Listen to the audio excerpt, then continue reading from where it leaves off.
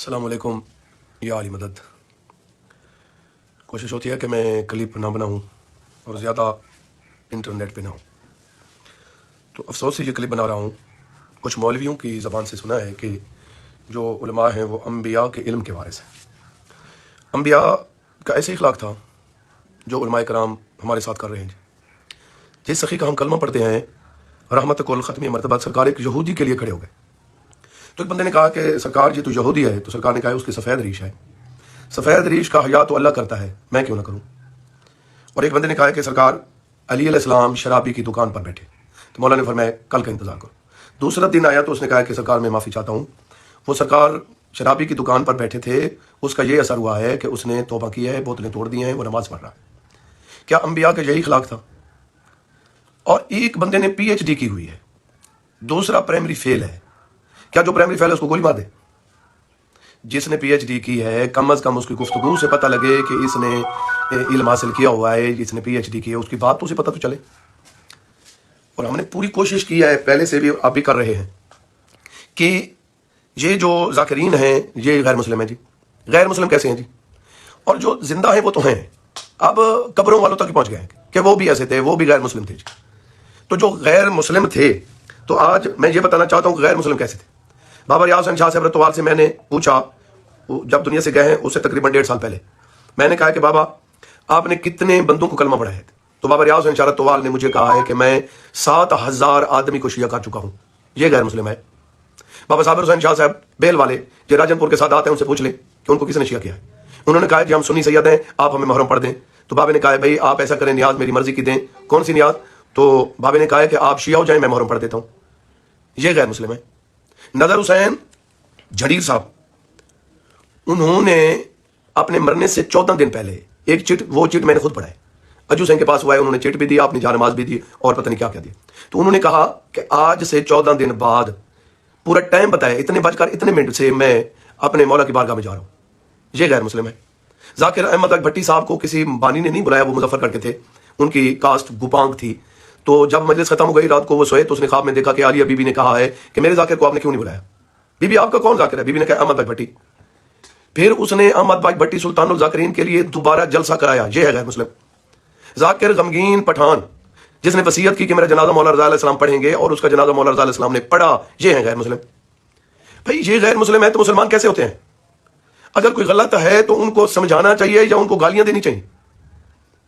یہ جو ہوا ہے یہ تو پہلے سے کتنے مرتبہ ہو چکا ہے، کتنی بار ہمیں گالیاں دی جا رہی ہیں، چھوٹی چھوٹی بات پہ گالیاں دیتے ہیں، یہ کنجر ہیں۔ کون سا ملک ہے جس میں ذاکرین نہیں ہے؟ ایران میں نہیں ہے، عراق میں نہیں ہے، ادھر جشن نہیں ہے، جشن ہوتے ہیں تو ان میں تالیاں نہیں ہیں، ڈھول نہیں ہے۔ اگر یہ پوچھا گیا ہے کہ وہ تو آپ جاہل ہیں، وہ ابو جہل، چلو ٹھیک ہے جی، ہم جاہل وہ ابو جہل ہو گئے، یہ مان لیتے ہیں، لیکن آپ جیسے عالم ادھر نہیں ہیں جو ان کو کنجر کہیں۔ وہاں تو جیسے جشن منایا جا رہا ہے ان کو تو کچھ بھی نہیں کہتے کہ یہ کنجر ہیں۔ آپ مجھے ایک کلپ دکھا دیں کہ ایران عراق کے عالم نے ان کے وہاں کے جو روزہ خواہ ہیں ان کو کہا ہو کہ یہ کنجر ہیں۔ یار کیا قصور ہے ہمارا؟ آپ ایک بتاتے نہیں ہیں، دوسرا ہمیں گالیاں دیتے ہیں۔ تو پھر گالیاں دی جاتی ہیں تو پھر وہاں یہ نہیں دیکھا جاتا یہ بڑا ہے یا چھوٹا ہے۔ یہ کتنے لوگ ہیں جو زرداری کو گالیاں دے رہے ہیں، وہ ان کے برابر کے ریڈی والا گالیاں دے رہا ہے۔ جب گالیاں ہوتی ہیں تو پھر گالیاں ہوتی ہیں۔ تو میں آپ سے یہ گزارش کرنا چاہتا ہوں کہ پہلے کم از کم آپ ایسا کریں کہ آپس میں تو اتفاق کر لیں۔ علامہ حافظ ریاض حسین صاحب کا کلپ میرے پاس ہے، انہوں نے کہا ہے کہ یہ جو علماء کرام تھے اس وقت تو مٹھی بھر بھی نہیں تھے، یہ سب محنت ذاکرین کی ہے۔ وہ کہتے ہیں ذاکرین کی محنت ہے، آپ کہتے ہیں یہ غیر مسلم ہے۔ چلو ہم غیر مسلم ہی تھے، لیکن میں آپ سے یہ گزارش کرنا چاہتا ہوں کہ سنت بھائی ہیں ان کے کتنے فرقے ہیں؟ ہم نے پوری کوشش کی ہے بھائی ساتھ نبھانے کی، لیکن آپ لوگوں نے کبھی بھی ہمارا ساتھ نہیں دیا۔ میں کتنی مرتبہ ممبر پہ گیا ہوں، سامنے مولوی پڑھ رہا ہے، میں کس کس کا نام لوں؟ اس نے جان بوجھ کر رخ موڑ لیا جی، میری طرف دیکھے نہیں کہ کوئی آ گیا ہے، یہ شاہ صاحب آ گیا، جاؤ بیٹھے جی، کچھ بھی نہیں، دیکھ ہی نہیں سکتے ہمیں۔ میں ان کا نام نہیں لینا چاہتا، کتنے ایک نہیں کہی ہے۔ یار کیا مسئلہ ہے؟ کیا کرنا چاہتے ہیں آپ لوگ؟ اگر یہ تبلیغ ہے تو ہم معذرت چاہتے ہیں آپ سے، یہ تبلیغ نہیں ہے۔ اگر ہم غیر مسلم ہیں، ہم مسلمان نہیں ہیں، ہم مشرک ہیں، ہم کافر ہیں، آپ تو مسلمان ہیں، میں آپ سے یہ گزارش کرنا چاہتا ہوں کہ پلیز پلیز ہم سے علیحدہ ہو جائیں۔ ہم آپ کے ساتھ ہوں گے ہی نہیں تو آپ کو کیا تکلیف ہوگی؟ یہ سوشل میڈیا پہ کتنے آپ کے بندے بیٹھے ہیں جو ڈیلی ہم کو گالیاں دے رہے ہیں، کیا ہم نہیں سنتے؟ ہم جانتے ہیں وہ کس کس نے بٹھائے ہوئے ہیں، لیکن پھر بھی ہم خاموش ہو جاتے ہیں۔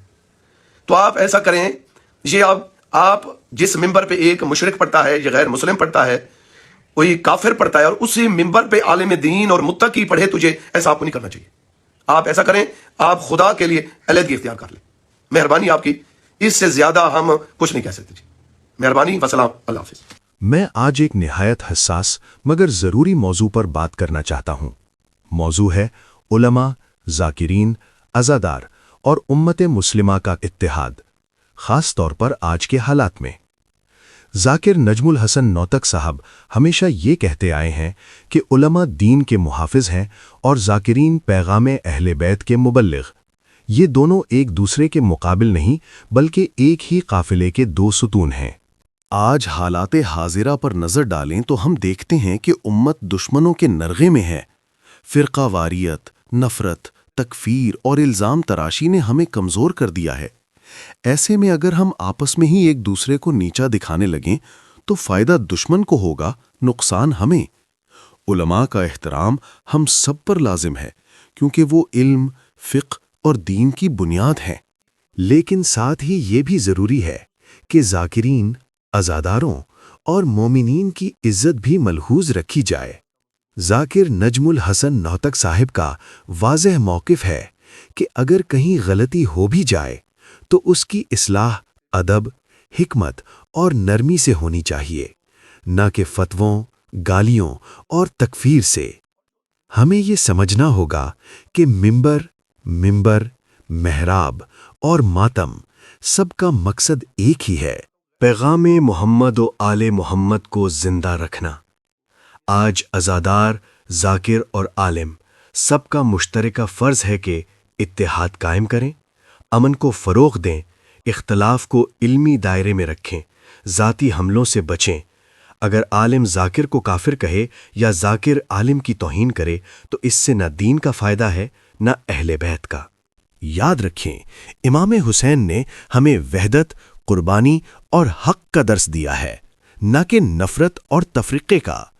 آج وقت کا تقاضا ہے کہ ہم سب ایک دوسرے کے ہاتھ مضبوط کریں، اختلاف کو دشمنی نہ بنائیں اور دنیا کو دکھائیں کہ اہل بیت کے ماننے والے بااخلاق، متحد اور پرامن ہیں.